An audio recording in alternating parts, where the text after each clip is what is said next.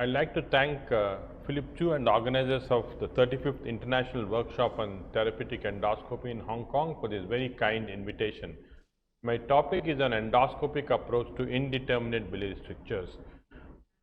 Now, this is an example of a 50-year-old male patient who came to us with cholestatic jaundice, and you can see that both on MRCP and on ERCP that we have a stricture in the common hepatic duct. Unfortunately, we cannot make a final diagnosis just based on the stricture. So, indeterminate biliary strictures remain a diagnostic dilemma because significant proportion of them remain inconclusive for malignancy. Now, we consider biliary strictures as indeterminate when basic workup including transabdominal imaging and ERCP with routine brushings and biopsies are non-diagnostic. So, by definition, biliary strictures are those that are suspected to be malignant but lack a confirmatory tissue diagnosis. In general, if you look at the cause of biliary strictures, proximal strictures are usually because of cholangiocarcinoma or gallbladder carcinoma in some countries. Benign strictures are most often post-surgical. In the distal part, it's pancreatic cancers or ampullary cancers, and of course, chronic pancreatitis or IgG4 cholangiopathy, which can cause these strictures. The most important thing when you're working up a patient with an indeterminate stricture or a suspected malignant stricture is not to rush for ERCP. Cross-sectional imaging first. Ideally, a dedicated high-quality contrast enhanced CT or MRI should be the investigation of choice. We have, of course, a lot of choices when you're trying to determine what is causing the indeterminate biliary stricture. CT, MRI, fluoroscopy, cholangioscopy, and others. There are few, of course, biochemical markers like IgG4 or sometimes CA19, which may help. It's important to determine not only whether it's malignant or not, but also to determine the extent of the strictures, because surgical R0 resection is the only hope for cure in these patients. Unfortunately, it's only in about 20% of these patients that we can actually give an R0 resection. So, if you have a stricture like this, it's very difficult to say which is inflammatory, which is post-operative, which is malignant, but this is what actually it was. Just based on cholangioscopic findings, it's extremely difficult to pinpoint towards a histopathological diagnosis. Intraductal brushing during ERCP remains the first line approach normally in most cases. However, studies report a poor sensitivity between 27 to 56%. So, therefore, the most important thing is the tissue, how to get proper tissue in these patients under visualization. Of course, one can get tissue on conventional ERCP fluoroscopy guided brushings or biopsies, US guided fine needle aspiration if there is a mass, especially lymph nodes, and of course, cholangioscopic guided biopsies. US guided fine needle biopsy is definitely useful for distal strictures. For proximal strictures, it's shown to be less sensitive or specific than ERCP, and of course, if the patient is a transplant or a surgical candidate, we would avoid taking FNAs or FNBs directly from this lesion for fear of tumor shielding. So, for distal strictures, you can see very clearly here, US FNA is much better, whereas ERCP is better for proximal strictures. The standard brushings and biopsies are taken through the ERCP scopes, but we are still not optimized the technique. Should we do brush first and then biopsy, or the other way? How many brushings and biopsies should we take? Should we dilate before sampling? All these issues have not yet still been standardized. Nevertheless, I think this is a pooled analysis which showed clearly that both brushing and biopsy have a low sensitivity and specificity, and even if both are pooled together, it's less than 60%. Now, here comes the role of peroral cholangioscopy. Peroral cholangioscopy evolved over a long period of time. In 1975, the first mother-baby scope was introduced. However, the true evolution of this did not come till the advent of spyglass. The legacy spyglass was introduced in 2007, and more importantly, the spyglass digital system was introduced in 2015, making visualization of the biliary tract very easy and clear. The main indications for cholangioscopy is not only for evaluation of indeterminate biliary lesions, but tissue acquisition under direct control, delineation of the intraductal tumor margins, which is often different from what we see at MRCP, and of course, evaluation of other conditions. And you can see there can be a good visual assessment of these lesions by cholangioscopy. You can see the difference between normal, benign and malignant tumors in this case, dilated tortuous tumor vessels, nodular masses, papillary projections or ulcerated infiltrative lesions are very obvious visually. So, how good is visual impression on cholangioscopy, and can we clearly distinguish malignant strictures from benign strictures? We discussed the findings which can determine whether it's malignant or benign, but of course the problem is the poor inter-observer agreement in these cases. This was a study that we published many years back, where we used a spyglass legacy to show that visual impression can have a much higher sensitivity than biopsy in these cases, but however the specificity comes down. And therefore, although spyglass visual impressions are good, biopsy is still required in most of these cases to confirm the diagnosis. A classic case like this can be very easily seen and biopsied to give you a diagnosis. There is now a systematic review on spyglass operator cholangioscopy targeted biopsies, and you can see now it reaches a much higher level of nearly 75% sensitivity. Here are two clear examples of how single operator cholangioscope helps. Two strictures in the common hepatic and common bile duct thought to be cholangiocarcinomas, but when we do a cholangioscopy, you can see here on the right side there is a tumor mass, and on the left side you can see that from the mass caseous material is coming out. When we actually took biopsies in these cases, the one turned out to be B cell lymphoma, the other one turned out to be tuberculosis of the bile duct, a node which actually infiltrated into the bile duct. So, therefore, the diagnosis was obvious and the therapy was changed. Similarly, this is an example of an IgG4 cholangiopathy which looked like a malignancy initially on cholangiogram, but turned out to be an IgG4 cholangiopathy confirmed on biopsies.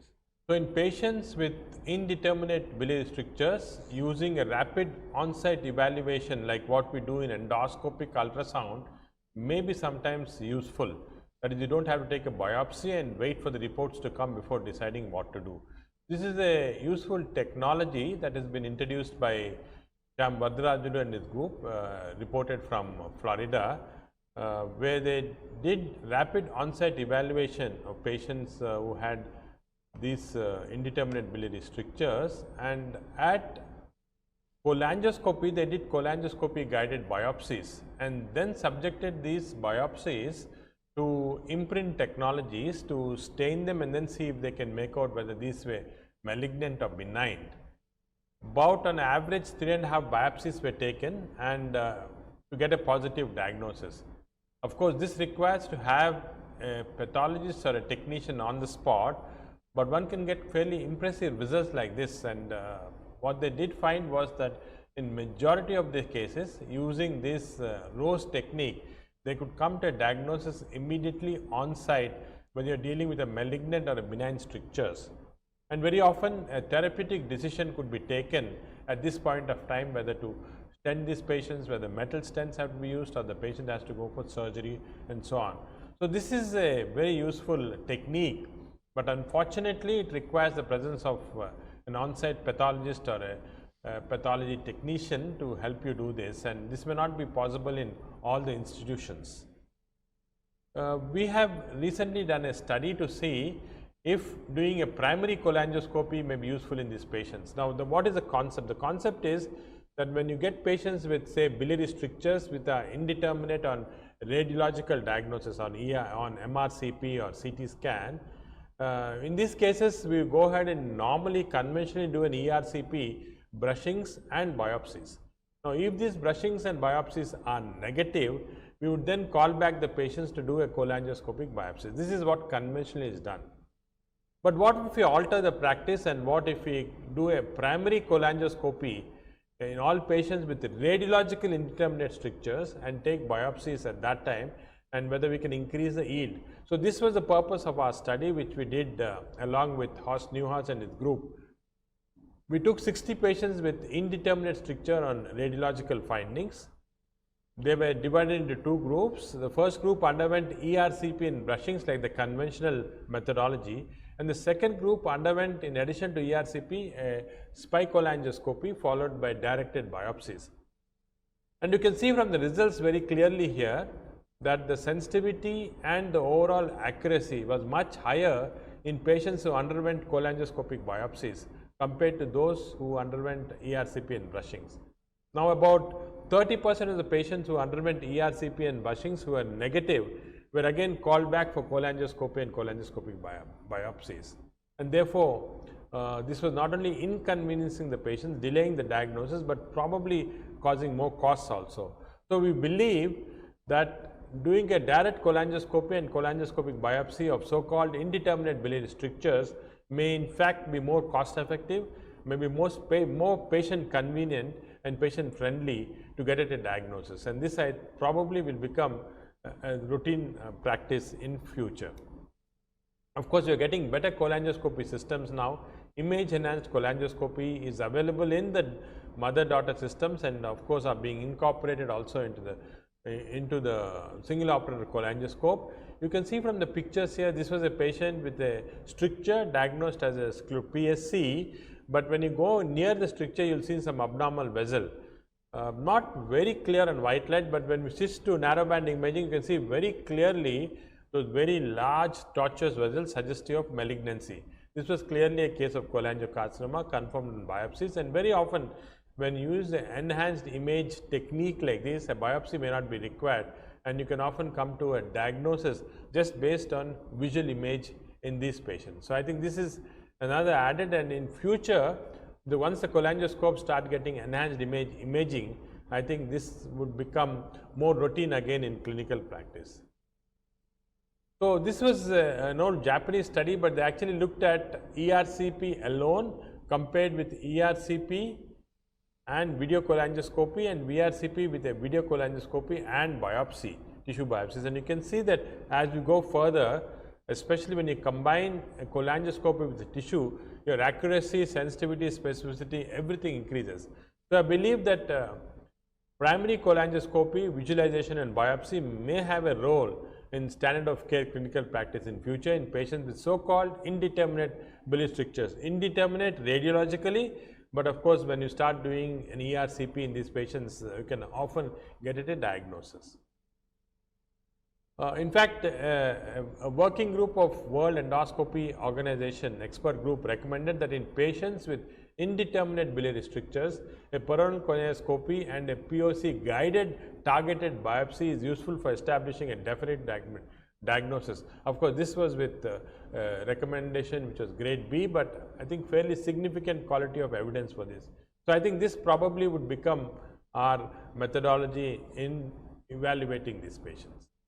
Primary sclerosing cholangitis of course offers more difficulties. In fact, these strictures, benign and malignant, are difficult to differentiate even on cholangioscopic appearances, and very often remain undetermined.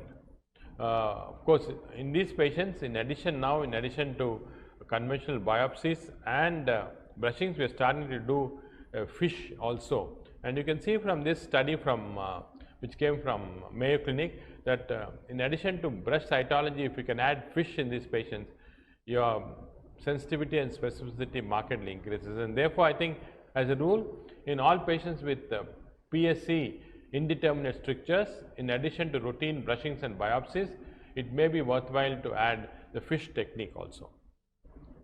So, therefore, if you have a patient with an extrahepatic biliary strictures, the important thing is to determine whether it is malignant and there are surgical candidates, then you do not have to do anything further, they go for surgery. If they have advanced obstructive jaundice with say secondaries in the liver, which is very obvious, then of course you do not require to do anything further except for ERCP and stenting for palliation. It is this group of patients with indeterminate biliary strictures who actually have the difficulty in diagnosis. In these patients, we believe that ERCP with cholangioscopy should be the first modality of diagnostic methodology, and once we do that, very often we can come to a conclusion when you are dealing with a malignant or a benign stricture, and we can also map out the extent of the stricture so that it gets easier for our surgical colleagues to do adequate R0 resection in these patients. And this to me seems to be the most appropriate way of approaching these patients with indeterminate biliary strictures. Again, I would like to thank the organizers for giving me this opportunity to talk in this very important forum. Thank you very much.